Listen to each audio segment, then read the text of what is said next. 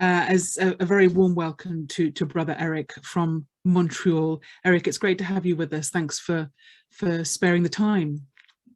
Well, thanks for inviting me and having the courage to inviting me. Happy to be here. So as Lena was saying, you've worked in mainstream media in Canada for a long time.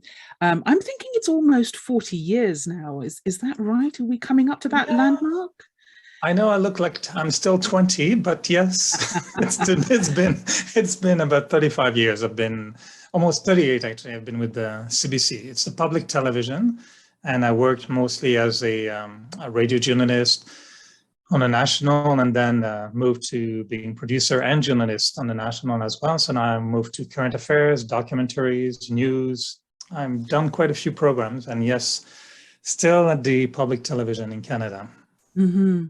So you and I have actually, we've kind of mirrored each other quite a bit in terms of when we first came to the Brahma Kumaris and the fact that we've had careers in mainstream media. And to an extent, we've both been responsible for creating atmospheres in the world around us through the media that we've created and put out there. I know you've been executive producer of news channels. So your decision has been there in terms of what was covered, how it was covered, what angle you took. And I was, presenting in radio, many hours in the afternoon, putting a certain vibration out there in the world. And yet we've both also had times living in a meditation center, which is a completely different atmosphere altogether. Two very different vibes going on. Have you sometimes felt a little bit sort of like you were two people, like there were two Erics, one at work and one at the meditation center, because the atmospheres in each are both so different? Yes, you're totally right. And when you started describing our career in the news media, I was thinking that I'm afraid now looking at this topic today, I may have spread a lot of very strong atmosphere through news and through documentaries that were not always similar to the one I would hopefully spread at the meditation center. But what really triggered a big change in my life was I knew that they were always a mirror to each other, and whatever I would do in a spiritual journey would be tested on my career, in the newsroom. But whatever I went through in my career will also be a reflection or a mirror of what will be happening in my spiritual journey. And one day I met the head of the Brahma Kumaris, came to Montreal, and the way she spoke to me on that day was very strong. And she said, Eric, your consciousness at work should be the same as it is at the center. And she walked by.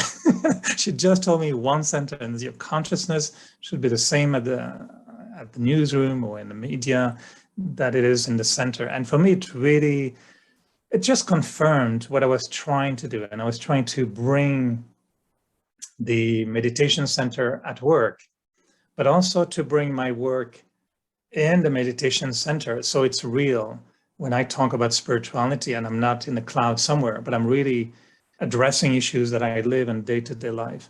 But what changed is that when I went back to the newsroom after a meeting that day with Daddy Genki, was sensing that my purpose was really clear, and it was one of service, not anymore of working. It was not my work. It was, I was going there to serve exactly as I was doing at the center. And it really shifted my consciousness a lot at work and helped me a lot. And I think people who don't work in mainstream media don't always appreciate that very often how you communicate the news agenda is controlled by people above you.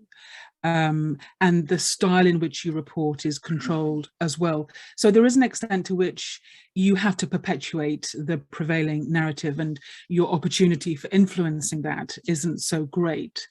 And I'm sure you had people tell you the same, but I used to have people tell me that they would enjoy listening to what I was saying because it just somehow felt like everything was well in the world. And through your voice, through your energy, through your attitude, you were able to communicate this feeling that people couldn't really put into words, but they felt something. And to get that through, regardless of what you're being told to present, can be quite a challenge sometimes. Did you find that? Well, I really feel so fortunate to him, to have been in contact with the Brahma Kumaris when I was 21 years old.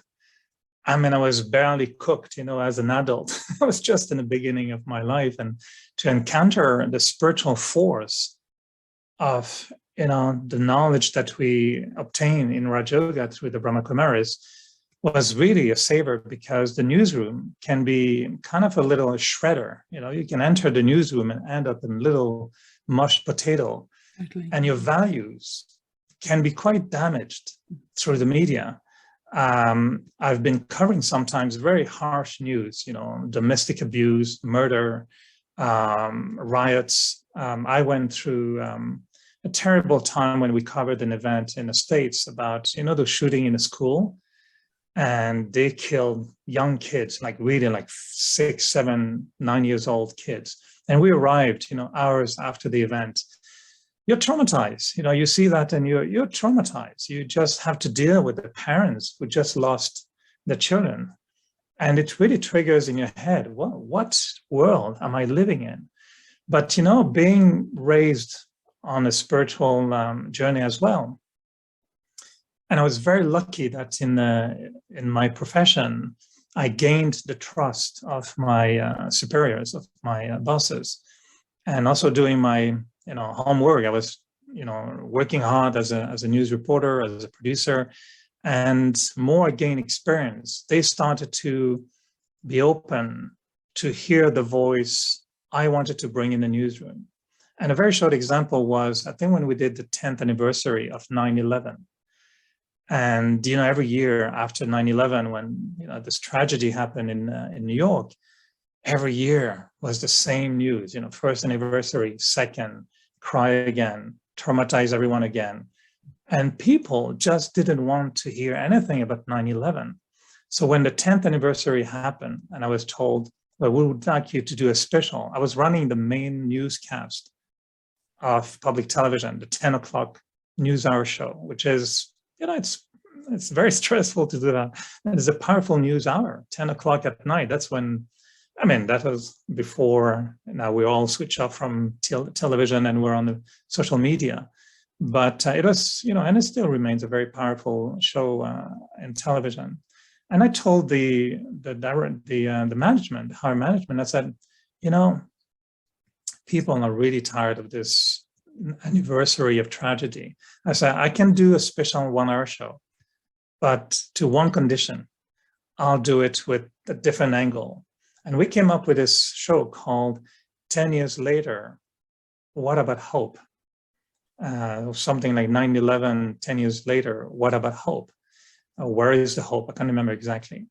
And we did a show where everything had to be focused about, from one tragedy, how did hope evolved and how did it manifest? Not just where it is, but how did it really manifest? And we call the crew in Afghanistan and tell them, we changed the lineup a little bit, and the story we want you to do is about hope.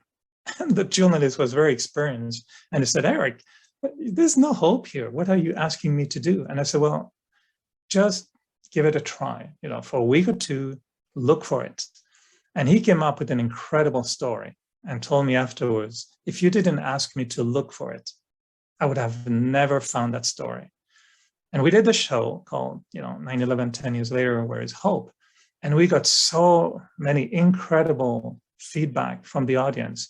So many said through emails, I was definitely not going to watch television on that day. Everything about 9/11 was switched off. But I saw the word hope. So I was intrigued, and I looked at your show, and I thank you so much for bringing that dimension. So to me, spirituality in the news media helped me not to, of course, present the world with, pink glasses, but to rebalance, right and wrong, dark and light in the media quite many, many times.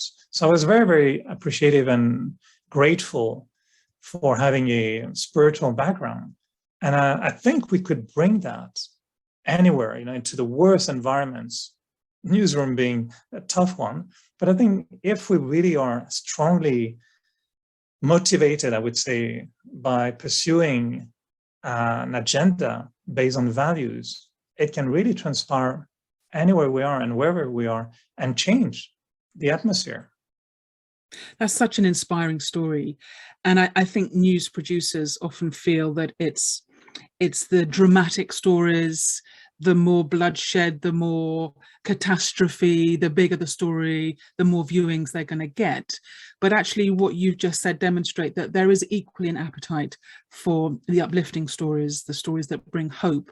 And it would be wonderful to see more news producers taking that tack. Because of course we've all had 2 years of reporting on COVID, which has created an atmosphere of fear, of anxiety, of uncertainty, to not even want to go outside your own front door because you're scared of what might happen to you.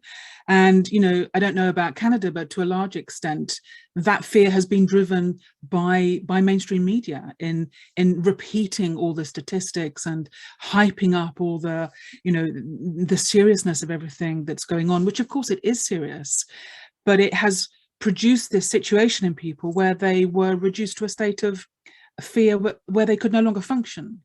And where is the responsibility in that? And I know that's not our topic for today, but I think it would be great to see more news gathering centers putting out messages that bring hope and inspiration. But the question that I mean, you may want to respond to that, but the question I wanted to come onto in a sense was, you've painted this lovely picture of being able to bring your spiritual angle to what you do. But I wonder how you have maintained your own personal atmosphere within the atmosphere of the newsroom. And this is a question for anybody that has to go to work in an atmosphere that is less than what they would like.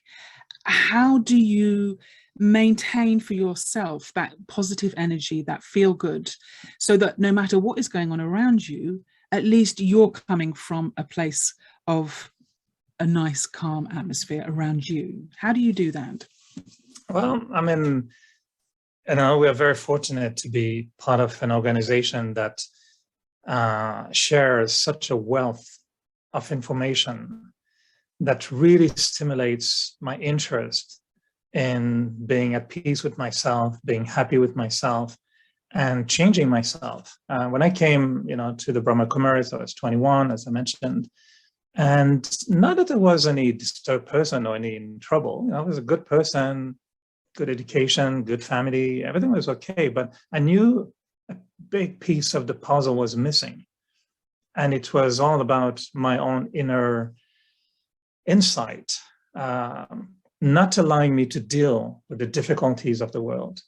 And when I became a journalist, producer, everything, and was confronted with heavy duty atmosphere, I would still feel that in the morning, I would have my meditation, I will go to class, I will study all kind of great teachings about philosophy, and I would come to work, they would barely wake up with their third coffee, and then I will be awake since 4 a.m, having had meditation, classes, breakfast, talks, meetings. I will be fresh like a bird, and they will always tell me, Eric, where are you coming from? And, how can you be like that? And when you like something, you just use it everywhere. I mean, I use cologne and I love perfume.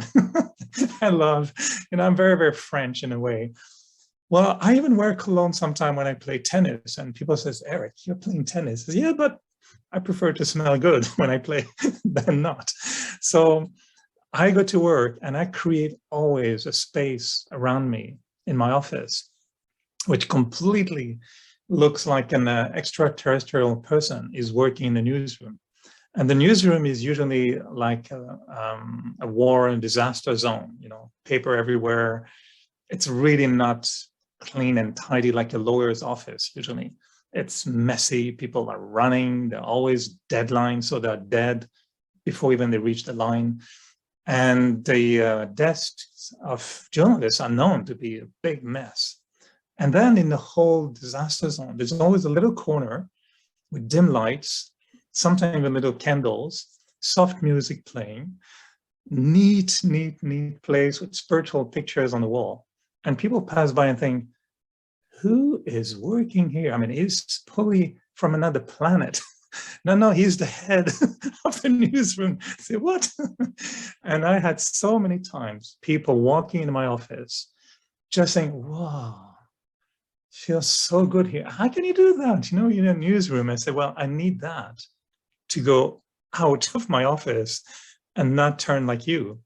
When I was offered my first job as a journalist, I was 22 and I was just a clerk in the newsroom. And the big boss asked me, you know, you have a great voice. My French, you know, is very French. So I was in Quebec. He told me you should work as a radio reporter. And at that time, I wanted to be a veterinarian. So I was studying to be a vet. And I just had a summer job as a clerk in the newsroom. And I told this big boss, you know, thank you for the offer, but look at your journalists. They all look crazy. I mean, they're stressed to death. They shake, you know, they're always angry. I said, I don't want to become like this. I'm not going to work as a reporter. Thank you very much. But I didn't know that, you know, almost a year later, I would be in another part of Canada looking for work again in my studies. And I found this position as a journalist, actually. So I think we bring wherever we are, our inner world to the outer world. But if our inner world is strong enough, it resists and actually overshadows sometimes the outer world. But if the inner world is weak, the outer world will take advantage. And I went through that many times when I thought I was, you know, a strong little yogi in the newsroom, and I got crushed, you know, by conflicts, problems in the newsroom, stress, tension in the, you know, in a team. And so I thought, okay, I have to do better. I have to bring something better. And during the COVID, you know, again, we did a whole year on a story that was focusing on the values that needed to be looked at in order for the after to be different from the before.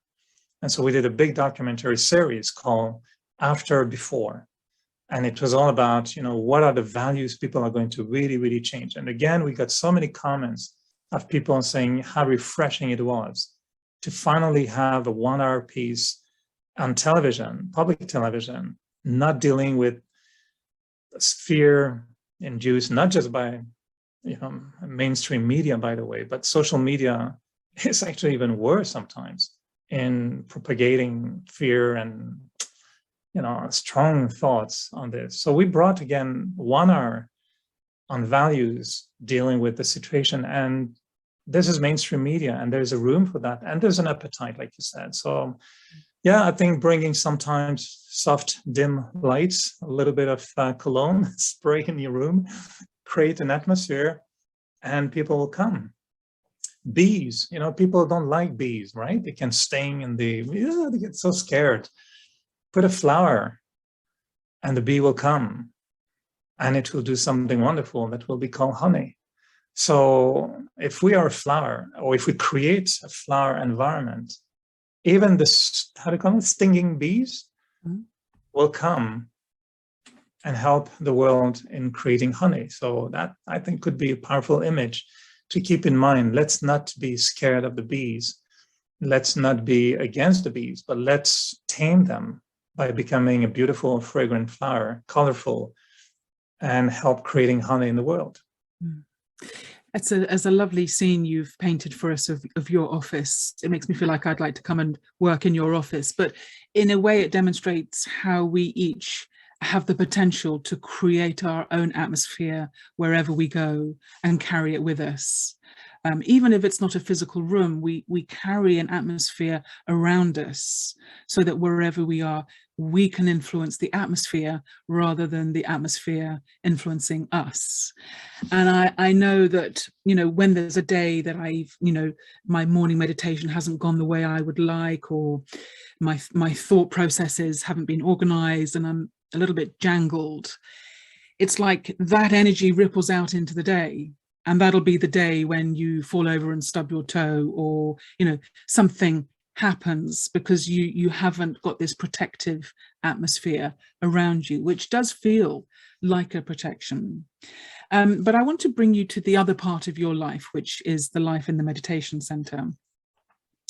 And anybody who has visited a Brahma Kumaris meditation center anywhere in the world will have experienced that same atmosphere. They walk into the space, and if they don't articulate it, they feel, wow, this atmosphere is something different. It has an energy about it which you don't find many places. They probably would use the word peaceful because that's a word that people are familiar with. But perhaps what they're really picking up is that energy of purity, of a pure atmosphere. Can you describe for me what that atmosphere feels like to you, and maybe suggest how it is that that atmosphere has been created? Well, in the same way, I think we described, the contrast in the physical atmosphere in a newsroom, where you can have a messy environment, but within it, a kind of little alcove or a little area of peace, but, physically. For me, when I go anywhere, even at the center, if you ask anyone from the Montreal Center, they will tell you less now, but I've had a long period of time when I was quite intense in my, personal desire to maintain the center in a certain specific way. The lights, I was crazy about removing all the neon signs, installing different lights. I would put marks on the dimmer so that everybody respects the light when we walk in. Should be of that particular light, not too strong, not too slow. For many years, we used incense until everybody became allergic to everything. The blinds had to be open in a certain way. The aesthetic, I was called the minister of decoration at the center, and I was very specific about the frame should be like this, and that should be like that, and the cloth. And it was not just about aesthetic, although I used aesthetic along with smells, along with light, to create an atmosphere, a physical atmosphere. And anyone will walk in in the center, and just physically, they would say, wow, it's zen, it's quiet, it's peaceful. But beyond that, there was another dimension which is very spiritual. And to me, I find it very interesting to understand that atmosphere on a physical level is real. But there's another atmosphere on a spiritual level, which is very invisible.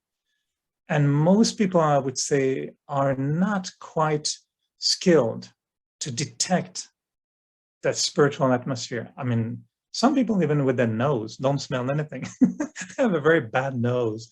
Some have eyes that don't work. Some have a nose that don't work. And sometimes I tell someone, it smells so good. They say, yeah, I don't smell anything. Or it doesn't smell good. Yeah, I don't smell anything. I can smell cigarettes from my neighbors when they smell. It goes through the wind. I don't know how. I can smell it. My nose is very sensitive. So some ways, some people can't detect smell, and some can't detect atmosphere on a spiritual level. And what we're told in Raj Yoga, which I really find fascinating, is that you have 4 elements that are key. You have thoughts that are the seed. And along from thoughts come attitude and vibration. And we really understand that thoughts is the soil that will allow an attitude to grow. Attitude is not just like that. You build an attitude with an accumulation of certain thought patterns. And at the same time, those thoughts and attitude also create vibrations. People talk about it, wow, the vibes are good. But real soul vibration, spiritual vibration, energy vibration on a non-physical level, it's different. And these thoughts with attitude and vibration create the spiritual atmosphere. And to me, in the atmosphere, you can have an element in the beginning which is positive. So the energy that I am as a spiritual person first will become, just positive, and everybody can relate to that. but you will have less people who can move to the next level, which in my opinion is spiritual. Positive is about quality of thoughts based on knowledge, understanding, positive structure. It will be okay. I'm fine. You know, you're a good person, whatever, positive thoughts. Spiritual thoughts are more than positive. They're filled with values. Core spiritual love is not a material object, although, you know the story, but originally love is a spiritual value. Peace, happiness, the values, and those values, when they penetrate, when they really, when the mind imbibes those values, the quality of thoughts becomes spiritual, not just positive, but they become spiritual. And then you can have positive, spiritual, and then you can move to a level where we talk about purity. And purity is when the spirituality is not compromised anymore by the inner weaknesses or negativity of the soul. I can create a nice environment in my place, but be very angry. So you'll feel that my place is nice. And they would say, yeah, it's nice, has nice vibes, but the magic will not be there because the deep negativity is not removed. So you can have beauty, but if there's dust mixed with beauty, it's like a tarnish. It doesn't sparkle. You know, people sometimes they say, oh, it's already clean, I don't need to clean. And I heard that one day, and then the senior told me, no, if you clean it, after you will feel the difference and you'll say, oh, now it is clean. And it's the same with the mind. We think, oh, I'm positive, oh, I'm spiritual. But did you clean it? Did you remove the negativity? And once we remove the negativity, then comes purity. And it's why we connect purity a lot with cleanliness of the mind, not just positive mind or loving and, you know, peaceful mind, but pure mind, where negativity has been removed, disinterest, renunciation, you know, these become active ingredients to clean the mind. And then comes the last stage, which in my opinion becomes then the powerful atmosphere. So you can have a positive atmosphere, a spiritual atmosphere, a pure atmosphere, and then a powerful atmosphere. And the powerful atmosphere, which is what we are looking at in our spiritual practice, is an atmosphere that will serve other people, not just inspire them, which is the spiritual and the pure atmosphere, but transform them. And once you're in a powerful atmosphere, you find that your own inner weak attitudes can be changed. And that's where we find it very interesting, that the pure, powerful atmosphere can help other people to be transformed. They find the strength to be different. When we go in a church, in a temple, in a mosque, or in a sacred space, there is inspiration because there's a spiritual atmosphere and very often a pure atmosphere. But if the power of the atmosphere touches the soul, the spirit, then we come out, you know, with new motivation and a will to become like that. So that's the way I see it myself in terms of transforming just something positive into something pure, powerful. And yeah, on a spiritual level, the foundation is my own inner conscience, my thoughts, my attitude, and the vibrations that I'm creating. I don't know if it makes sense, but that's how I look at it in my own inner space. Yeah. It's an incredibly useful structure you've created there, the progression from positive to spiritual to pure and then to powerful. That really resonates for me. And I'm wondering about how this occurs. And you've given examples of physical places which hold that energy, and when you step into them, they can transform you. But the same can also be true of individuals. And what I'm thinking of is the headquarters in Mount Abu. You and I were both around in the early 80s, and we had the great fortune of meeting some of the elder sisters who we called daddies. And you've mentioned Daddy Janki, who was one of them. But there was another one for me, Daddy Kumarka. And I experienced what you're saying with her as a person. So you're already in a really pure atmosphere, which is the ashram of Mount Abu. Senior yogis, sitting in meditation silence, beautiful space, beautiful energy. But then someone like Daddy Kumarka comes in and there's like another uplift altogether. And this is without her even saying anything. She just carried this enormous light that touched everything around her. And I wonder what it is we have to do to get to that place where, without even saying anything, we inspire this absolutely pure atmosphere in everything and everyone around us. Well, you should find a trick to the fast track to become a Daddy Kumarka. In 3 weeks, I will manage a 3 weeks program. Please let me know. And I'm also, I mean, she's just here behind me, actually. This is the one that, we call Daddy Kumarka in the middle here. And there was Daddy Janki, whoops, here, Daddy Janki and Daddy Kumarka. Yeah. And yeah, I consider myself almost like a child of Daddy Kumarka. And I remember so many times she would walk in this huge hall and she would arrive, with a little entourage and then it's just quiet. And at the end, if you remember, people would naturally stand up. No one told us to stand up, but many felt like standing up just to honor.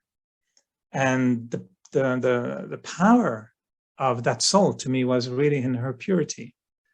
The quality of her soul, to be, I know purity is a very strange word in a way, just briefly to play with chronology. When I came before I came to spirituality, I shared it many times in different places, but I had an encounter with a whale that was pretty impactful. And I saw the eye of the whale and the whale looked at me and I felt the whale talk to me and I didn't smoke anything, I swear. It was just a beautiful day on the St. Lawrence River in Quebec. And I really felt that connection.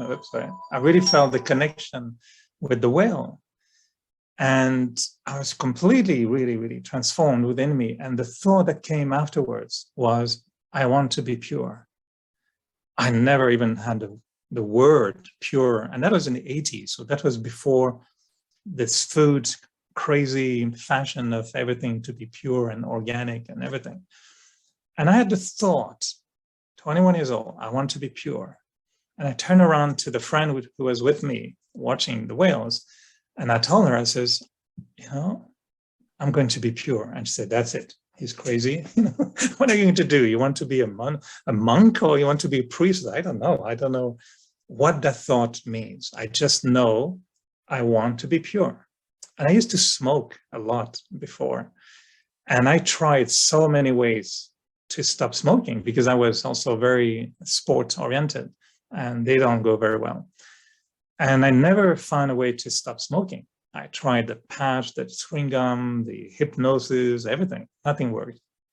But after seeing the whale, the thought came, I want to be pure. And I never had a thought of smoking after that. I'd never even touched a cigarette. I changed my life completely. And I don't know what was happening, but I had this yearning for purity. And when I came to the Brahma Kumaris and they told me after this very nice, friendly, non-pushy lessons in the beginning, just seducing you to become a yogi. And at the end of these sessions, they told me, yeah, by the way, there's a little thing I want to tell you, is that to continue on that journey, you may want to consider something we call purity. And I said, yeah, I like that. And I said, really, you do? Because usually when the word purity comes up, people just turn around and run as quick as they can because they see the big sign, don't do this, don't do that, don't do that, don't do that. And purity is often connected to don't, it's impure, don't. And for me, it was not like that. It was just, no, I want that light. I want that energy. And I don't know what it is. I don't know. I know it's not monk or priest. It's not like that. And then when I discovered the purity, the energy of purity, which to me equated or resonated with freedom. Purity to me was, I want to be free from anything that stains me, that colors me in a way that is not me. And purity is like, that's why we say it's cleanliness. If you wear white and you cook your spaghetti sauce, you're going to be very careful. I use a lot of turmeric, this yellow powder in the spices. So when I cook, I tend to be like this. Or I use a big, shield or something. I like this COVID device. You use your shield and then you can cook your turmeric. But it's annoying having a lot of white cloth with little, spot of those yellow, and you use turmeric with tomato paste combination to ruin your kurta or your white shirt. So I really found purity was, I'm going to be free from that negativity within me that is really torturing me. And I quickly understood through spirituality, I still maintain positive spiritual purity power. Through my spirituality and positivity, I understood that all my suffering, all the suffering, come from within and not what I used to believe from outside. So I used to understand, okay, I'm flawed. My own inner anger makes me unhappy, not what I believe is causing me anger, but my anger is making me unhappy. And I'm a slave of my anger because I don't control it. My lust, my ego, all these things that people say, you're normal, you're human. Yeah, but I'm an unhappy human and I'm a messed up human. And I realized that what I was being offered as being purity was actually freedom. And to me, that was my encouragement to lead a pure life, realizing that if I make my food more pure, if I make my relationships more pure, if I make my mind pure, like a sacred space, I would be free from my inner demons, my inner, bad, whatever you call it, habits, attitude, anything. And then it feels like, okay, I'm in a war now. This is a war zone. I'm telling my evil, like the hero facing the dragon and saying, you, the dragon, I'm sorry, but I have to kill you because the princess is on the other side and you're on my way to get to the princess. So as a little prince, as a hero, I need to go through the dragon. And for me, Raj Yoga is about conquering the dragon. And you have to fight it. You can try to give him a little French kiss on the cheek, but he's going to burn you anyway. So better pull out your weaponry and be ready to, confront the dragon, which is your own inner demons. And that's where it gets a little entertaining. And then you go through, okay, I want to be pure. It's not that simple, but, the knowledge that we receive, understanding, helps me to create my mind, to create in my mind strength. And those strong thoughts, positive thoughts, will move to spiritual thoughts, then to pure thoughts, and then to powerful thoughts. Mm. Yeah, that's a process. It is the process. And as you say, it's a journey. And, 40 years later, my feeling is I'm just beginning to really understand what that journey is about and experience what you're saying, which is that this journey towards purity is not a series of you can't do this, you can't do that. You've got to reach some goal which is out there. It's a journey to finding and re-experiencing what is the essential original quality of the soul.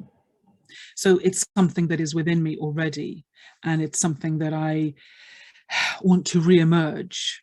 And, I was thinking, how to describe this feeling to someone who hasn't had that feeling. And possibly one analogy could be, a newborn baby. Most of us have seen a newborn baby at some time or another. And there's something about that freshness, that innocence, that purity that we naturally are drawn to. We love to see the small baby because it somehow reflects or mirrors our own innate purity and innocence and all those lovely qualities. Because, what we're saying here is that this is our natural way of being. It's just the dust of every day, the dust of, the karmas of this lifetime and possibly previous lifetimes have all settled on the soul. And that needs clearing and washing and cleansing to get back to that original sparkling jewel that is the being of light, that is who I am. So, that's a lovely analogy. But I wonder if you could just say a few more words about the way in which our thoughts create the atmosphere around us, and the atmosphere around us then inspires and influences our thoughts. So it becomes almost like a virtuous circle that we create for ourselves that then sustains us and keeps us experiencing what we want to experience. It's fascinating because in Raj Yoga, I think the fundamental belief upon which the whole meditation practice is based is the very simple sentence, I am what I think. So my thoughts define who I am. So if I want to be a good person, I better start having good thoughts. And there's so many ideas we can share on that, but one for me, which is very practical, is when there is conflict with someone. And when you're not agreeing with somebody, and we know how much this situation we went through for the last 2 years has been polarizing people to dramatic, situations. I mean, we've heard so many families. I went to, last night, I had dinner with a very, very good friend of mine, and she told me that she found out that, she's close to her brothers, but 2 of her brothers really are subscribing to theories where, we're all victims of conspiracy, let's say. And she said it totally torn upon the family, totally torn upon. I mean, the harmony that was there before has been completely shattered and broken, and they don't know how they're going to fix it. It has such a polarizing effect of disagreement of the view of the world. Totally. That it has been really painful to a lot. I mean, in Canada, we have a national capital on the siege at the moment on the basis of different thoughts based on very strong belief systems. And it's tearing apart the nation at the moment. So when this is real, and you're a little yogi and you say, yeah, that's great, pure thoughts and have a pure atmosphere and the world will be changed. Well, good luck, my dear. This is when you're confronting difference of opinions to a point where people that you loved before or that you thought loved you before start to insult you. And you start to question your feeling for that person because suddenly we don't agree on just a concept, really. Well, that's where I feel, okay, is this equation true? That my thoughts will create an attitude and a vibration that could affect the atmosphere. And that atmosphere can change the other person's attitude and eventually their thoughts. I'm not saying I want to convince people so we have the same thought, not at all. I want to come to a point where we can be completely on the opposite spectrum of belief, but maintain respect, maintain love, maintain harmony. Is that possible? And in my opinion, it only is possible if we change the atmosphere. And for that, I would suggest that, and I know we won't have time to go into the details, but the research I've done in my own self is to find how do I get in touch with thoughts that have the power to change the vibrations ultimately the atmosphere. And I realized that many thoughts are created by my public self. And as a French person who likes cologne and perfume and nice clothes, I was very concerned with my look. And if you're concerned with your look, well, it consumes a lot of your mind to pay attention to your look. You watch magazines, you buy things, you're engrossed in it. It's important. Your public self. Maybe it's not your look, but maybe you're very concerned about how people think of you. So public self generates very specific type of thoughts, diplomatic, political, power struggles. It's big, big, big domain. How many of us are stuck in the public self? Me knowing how I present myself and how people look at myself. We move from that public self to what they call, and we call, the authentic self. It's a complete different dimension of the self. It's a little bit like those Russian dolls. You have one outside. They say, oh, you're big. Well, open it up. I'm a little bit smaller. There's another one inside. It's the authentic self. That authentic self takes work. It has to shed the layer of the public self to find out if the authentic self has harmony between thoughts, words, and actions. It's a totally different dimension. And when I get in touch with my authentic self, my thoughts are a little bit more humble, they're certainly more spiritual, they're less concerned about public opinion. And move on and you'll see it's fascinating, the authentic self. And then you open the little self and say, there's another one. And the other one, I call it the mystic self. And the mystic self is the one that is pulled, that is inspired, that is drawn to an ideal that is not authentic and certainly not public, although I may try to pretend I'm this hero that I see in my mystical self. But the mystical idea is also polarized by good and evil, good and bad. So sometimes people become possessed by a negative force and people say, I don't recognize you. It's not you. You're not like that. And it's almost as if a dark side has taken over the being, shattering the public self, totally confusing the authentic self and polarizing it into a very negative self.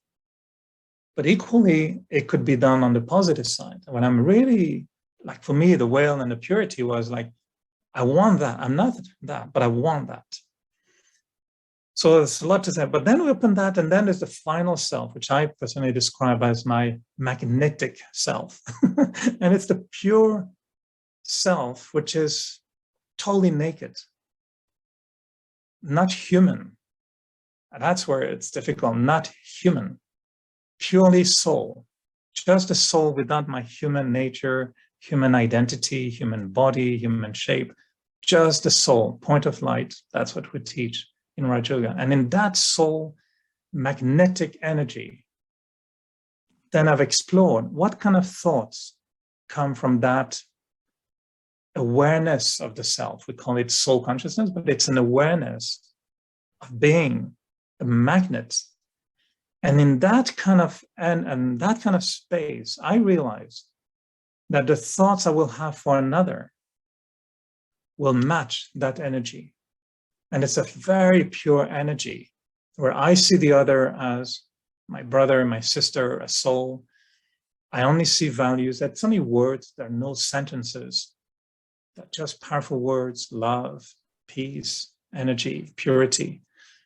And when my consciousness is in that space, it creates, I believe, thoughts that have a magnetic energy. And Dari Kumarka was so stable in that level. You could be naked, dressed with a drag queen, come up with your whatever form.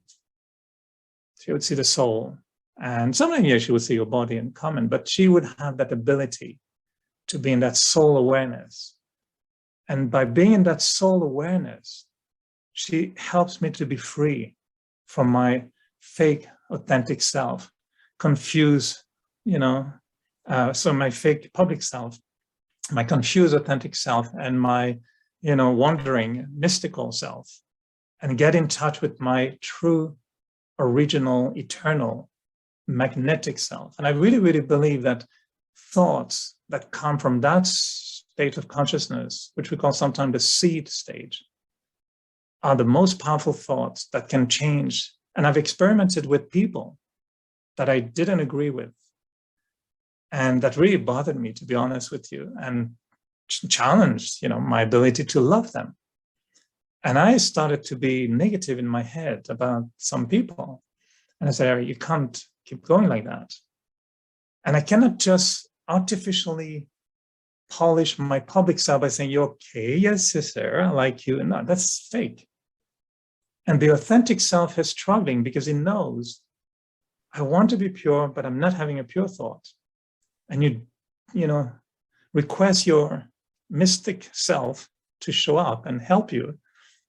But it's the magnetic self that helped me to have thought of the soul and go beyond the personality, the public image of the other.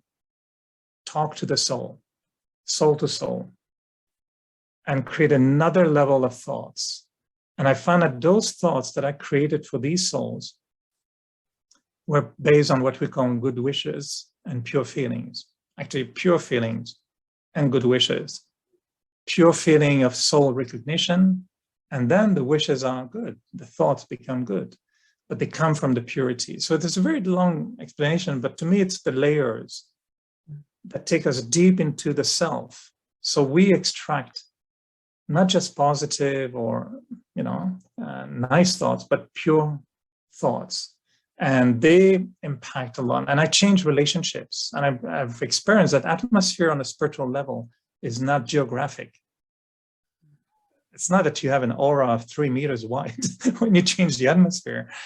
You impact people that you think about, even if they are on the other side of the world. So the atmosphere we create is a bubble that connects with whoever I'm thinking of. And if I change my mind and my heart towards someone by doing some work on myself, I found that by changing my feelings towards somebody else, they responded. And I was very surprised that one person one day told me, Eric, I know and I feel you respect me more now. I didn't say anything. Why did they tell me that? And I know it's true because I respect them definitely way more without saying a word. But I changed my thoughts, and they came from the magnetic, deep self. And they were true, authentic, and they became public. So those 4, Russian dolls become authentic, they become one. My public, authentic, mystic, magnetic, they're the same. They just, match well together. Sorry for this very, very long answer. Wow. I mean, this is Eric the teacher, and I'm totally absorbed in what you're saying because it's obvious that it's come from a place of deep learning and practical experience, that you're sharing things that you have really worked out for yourself from first principles. Now, we're going to be running 5 or so minutes over, so apologies for that in advance. And I didn't get a chance because we were so absorbed in our conversation to say, if you have got a question, do please write it in the chat box.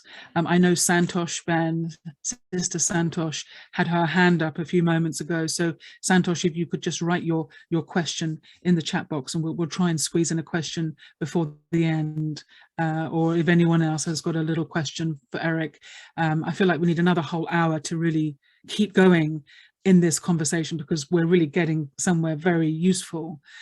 And this idea of the Russian dolls is incredibly helpful because, we talk so much in Raj Yoga about be soul conscious, don't be body conscious, but actually the consciousness of the body is one of the layers of the Russian doll. It is a reality. It is an aspect of who I am. So from the that external public me to the authentic, to the mystic, to the magnetic. And the last Russian doll is one that you can't pull her apart because she's complete. Mm-hmm. There is nothing inside her. That is the final the final place that you arrive at, which is that which is indivisible, eternal, nothing can be added or taken away. That is just what it is. And I think that's very helpful, because otherwise we can get stuck in the language of be soul conscious, renounce body consciousness. And really, what does that mean? And really, how do we do that? But I think what you've presented to us has really helped unpack that and understand that.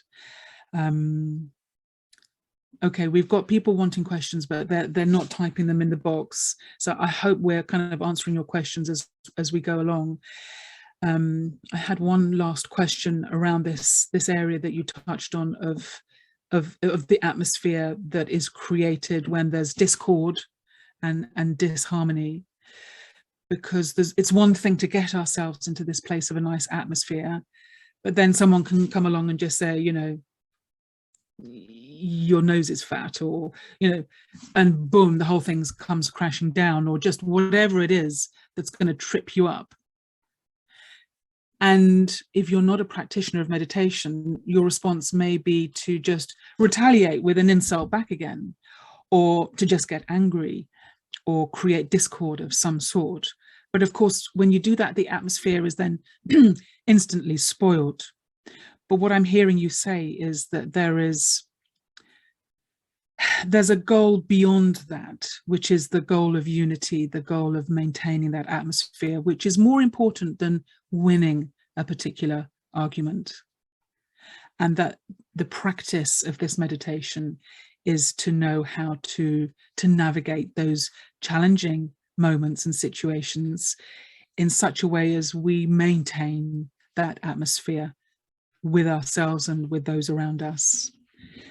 So just as your final comment, really, do you want to just say a few words about the challenge of doing that in the everyday world? Well, I think to me, it's a question of how do we position ourselves? If I'm in a fighting mood, I'll go and dig for weapons with the ability to hurt someone. But if I'm not in a fighting mood, in which mood am I? And what is the right position or right posture to adopt in order to respond to something else? And one day it came out as a joke almost. And, you know, there's always little things happening. And for me, honestly, like I said, I've done a lot of work to find out how can I really have, you know, pure feelings, good wishes for everyone. And I noticed it was, you know, addressing my question of selfishness, ego. It's always something there in a way. And so one day I said as a joke almost, I said, for me, anyway, I don't know. I don't have conflict with anyone. It was not totally true, but I made it as a joke. I said, no, for me, I'm a super yogi. I have no conflict with anyone, as a joke, you know, and people smile. And it was such a powerful thought that came such a funny way, but it resonated so nicely in my head. I thought, let's keep it. And it's almost as if you go into a store with costumes, and you try a stupid little crown, and then they say, but actually it's very nice, I'll keep it. And then you leave the store with your silly little crown on, and then everybody says, oh, you have such a strong, strange, silly crown on you. Yeah, $1, but it's very cheap, but I kept it. And so that thought, I have no conflict with anyone, was so nice in my head that I thought, let's keep it. And as I thought next day, you know, I will face reality and it will be gone. And next day, I have no conflict with anyone. Yeah, it still holds. And everything after weeks after, month after, I keep having the thought, whatever there will be something, I have no conflict with anyone. And I liked that position, that posture. I'm not in a conflict. Yeah, we disagree. Okay, that's fine. Yes, that person is yelling at me. It's okay. I don't have, it's not a conflict. It's just a situation. But I don't have a conflict. Therefore, I can keep liking that person. We're not in conflict. I'm not fighting against. I still like. And it was the same when I created the thought one day about someone that I didn't really like, to be honest. But the way that person behaved was actually quite entertaining from a movie point of view. And I said, interesting character in a movie. And jokingly, I thought in my head, I like her. But again, it resonated very nicely. And I said, I prefer that kind of thought to the thought, she annoying, why is she like this again? But just having the thought, oh, I like her. Then I started every time I would see that person to have the same thought, oh, I like her. And it really became a reality. And this is a long, long time ago. And now, every time we see each other, it's mutual. So sometimes it's just about the position I take, the posture. And we should try magic thoughts. We try a thought. The process for Raj Yoga is wonderful. It's not work hard, become perfect, and then have the thought, I'm perfect. The short track is create a thought you're perfect and keep it alive and see how it becomes real much faster than the other way around. So I believe that I need to create a positive, powerful thought, but it should come from the heart, not just from the head, which is what happened to me. As a coincidence, I would say, but these thoughts became real. So purity in the atmosphere is all about, let's be artists. Let's splash something on the painting and say, oh, wow, wonderful. And the atmosphere will be there. As I said, create a flower when people expect you to come with your cactus and pick at them. No need for cactus. Just bring a flower. Gosh, Eric, I feel like you've given us a handful of magic beans, like the story of Jack and the Beanstalk, where little Jack is given a handful of beans, and we can go away and plant these beans in the soil of our own lives and watch how they grow. And as soon as we finish, I'm going to be writing down all these points that you've shared, because they're absolutely priceless. And it's been such a beautiful sharing. We need to book longer for our next session, because I always end up feeling like we've just scratched the surface, but we've also gone really deep. So it's been a fantastic hour to be with you, and I hope everyone has enjoyed the session as much as me. I'm just looking here at a question. In the meantime, I can really thank you, Philippa, because I was concerned, as I mentioned to you the other day, that maybe I don't have much to say on that topic. Purity is delicate, atmosphere, people don't see it. But I think you also brought the magic soil where those magic beans can have their own space to feel comfortable. So thank you for creating a space where I feel comfortable opening from the heart and sharing. So thanks to you and all the team, because sometimes we don't feel comfortable, sharing from the heart. So thanks for your questions and the way you presented them. And you also use very beautiful words to add to what I shared. So I'm going to remember them as well. So thank you. And thank you for the invitation. Sorry for taking more time, but when you invite French-speaking people, expect that. If you look at the text translated in French, it's always longer than the English one. Yeah, that's true. So we'll allow you 10% extra, 10% extra, no problem at all. But what you were just saying about creating the magic soil, that's also part of pure atmosphere, because when you create the right conditions, then the magic beans can be planted, so it all feeds into our theme. So yeah, the comments are saying that questions have been answered, but people are using this language of the magnetic self, so I think that has really struck a chord. So Eric, before we let you go, no doubt you have a tennis match to play in the not too distant future. Could you just share with us a few moments of your own pure atmosphere as we close with a few moments of meditation? Or you can call it a meditation, or we can have a spiritual tennis game, enjoying. And that's true. I still have an hour, but in an hour, I'll be in a tennis court, enjoying a very interesting atmosphere. I love tennis, and I think they are the same. Focusing on the little yellow ball, or focusing on your thoughts, are very similar. And I love the ability to maintain equanimity, in a world of tennis, which is normally polarizing your energy and characterizing always a shot like successful or failure. And we learn to say, well, maybe there's deeper reality and you're not failing or missing a shot. You're just, doing something else. So let's play on our inner tennis court and define the lines within which we'll keep our mind focused. So this is going to be the topic for our next conversation, Zen and the art of playing tennis. I'm all in. You're up for that, good. Totally. You have to have 2 hours for that. 2 hours, definitely. So let's sit very, very comfortably and invited to, you can focus your eyes on anything around you, but not necessarily closing your eyes, just being present. Let's stay together. And by being together, it's almost like we created this beautiful garden. And when we see the screen, we see all these little boxes, those magic boxes. Each one contains this beautiful seed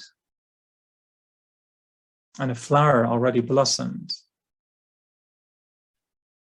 And on a spiritual garden, I know it's been nurtured by this beautiful sun, generous, loving sun. The greatness of nature, the rain, the green, the richness of the soil.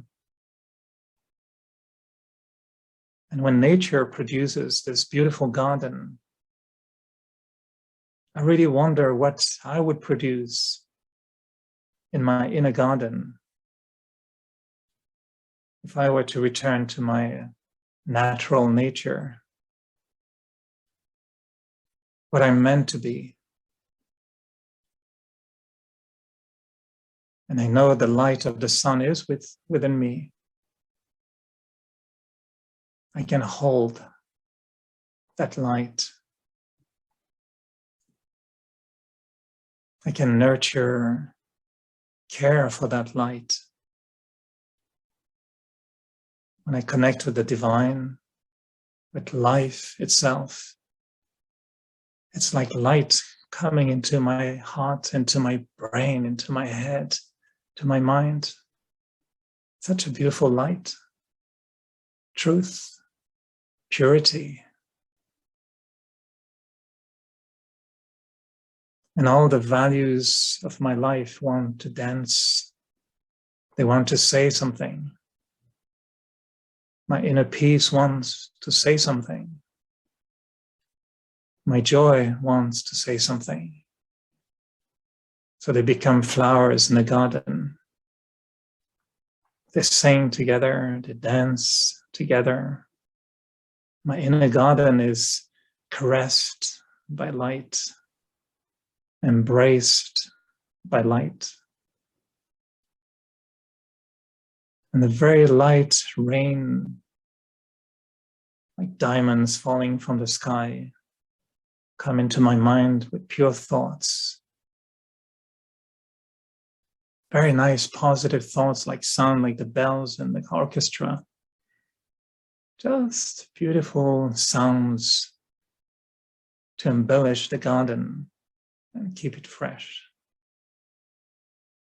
So my inner self is this garden, and I offer it to the world. People will be drawn to this magic garden, invisible to the eyes, but so attractive to the hearts.